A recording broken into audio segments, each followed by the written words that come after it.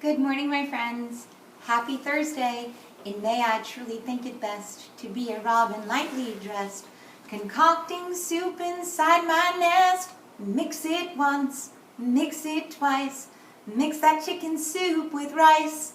I saw lots of robins and other birds this morning, so I'm very excited for this to be a lovely sunny morning in spring. Let's find out what's going on today. May 7th, 2020. Dear friends, today is Thursday. Have you thought about the way seeds travel from one place to another? Love, Mrs. Jones. That's my wondering this morning. How is it that seeds can get from one spot to another when we haven't planted them?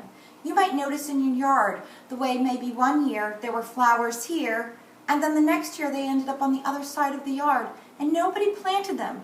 They just migrated. How does that happen? There are several ways that seeds travel. Some of them are very unexpected in ways that you wouldn't think.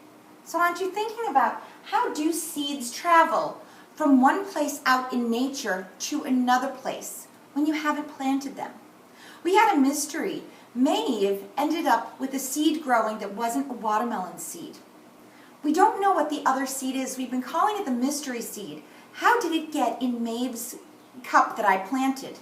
I'm thinking it was human error, meaning when I was planting a seed next to Maeve's in another container, because the seeds are so little, one accidentally fell into Maeve's.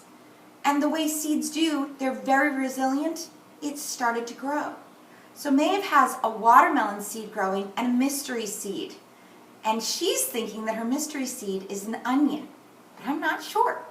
So we're going to find out as time goes on what that mystery seed is, I hope. Let's look this morning at some digraphs before we go on with our thinking. So we've got a digraph in the word Thursday. Thursday. And as we scan along, we have another digraph in the word thought. We also have a digraph at the start of the word the. And we have a digraph in the middle of the word another. That's a great example of the TH showing up at the start with a capital, here at the beginning, and here in the middle. TH saying th. Let's count our syllables. Thursday, 2. Thought, thought, 1. The, 1. Another, another. 3. I love this word because look at that helpful chunk right at the beginning. We've got the word another as a helpful chunk in the word another. An, other. We put it together, we have another. Let's add a 1. Look at that. Can you see in that row how many? 4 ones. 1 100, 5 tens, and a flipping 10 right off the board. And 4 ones. What am I changing? I'm changing the 1 digit from a 3 to a 4. I'm changing this number here.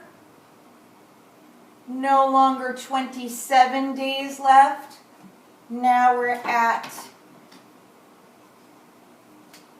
26 days left. So if you've made a counting backward chart, you're moving that along in the opposite direction. And we still are adding up to 180 for our total days. 26 days left. Can't believe it. Alrighty. Let's find some capitals as we move along. We still have this one, May. We have dear, F in friends, T in today, T in Thursday, H in have. Moving along, looking for my next ending mark. So that's my ending mark there. Here's my capitals as I sign off. Beautiful. Now let's check our patterns to see. We have an ending mark with a capital. We keep going, end of line, not end of sentence, long sentence, finally an ending mark, and that time it was a question. So I've left you with a question today about how seeds travel. All right, moving on, I wanted to share with you, so yesterday I put out there what would happen if we had a seed, a pumpkin seed, without any sunlight. So I have my pumpkin seed here. It's marked no sunlight. It's been watered and planted just like all the others. And my hypotheses, a hypothesis is when you make an educated guess. Scientists make hypotheses based on information they already know. So my hypothesis is that this seed will not grow, because I know that seeds need sunlight in order to grow. And when this one is in a closet all the time, it will not grow. That's my hypothesis. I won't know if it's true for about another 2 or 3 weeks, but that's what I'm thinking as I go into this scientific experiment. So today I wanted to talk about another way that you're going to see number problems written. And this is something that we would be working on right now together. So we're going to work on it right now together, but away from each other.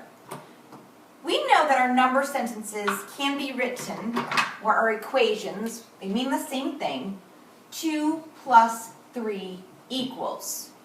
And then our answer goes here. But another way that that could be written that I would like to share with you is this. 2 plus 3 equals.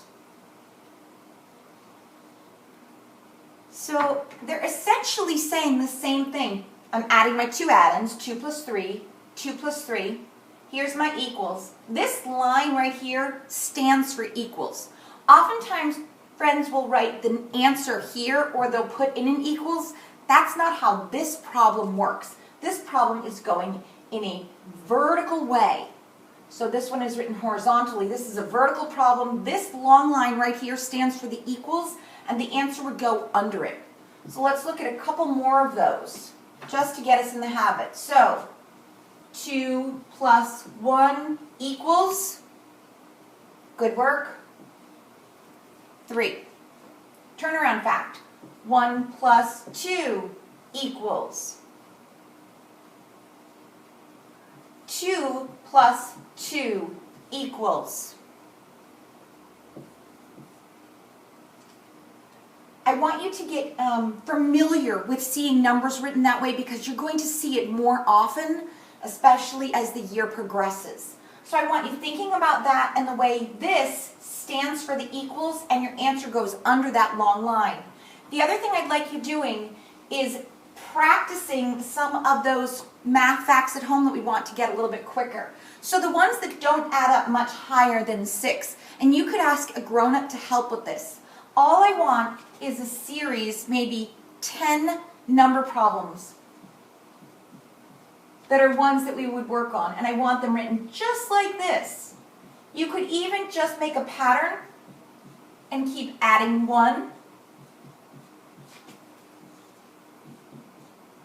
and then you solve the problem. It doesn't matter right now how fast you are. I just want you in the habit of seeing the numbers written this way, the equations written this way, and you practicing writing the answer underneath. And I'd like you to try to do 10 of those. If you like it, you can do more. But this is something I wanted you working on today at home. All right, along with all the other things you're working on. So you're thinking about how do seeds travel?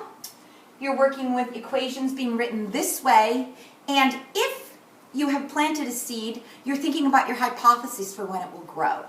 Alrighty, that's it for Thursday. I'll see you tomorrow for Friday. But until then, keep a picture in your pocket, a poem in your head, and I will do the same.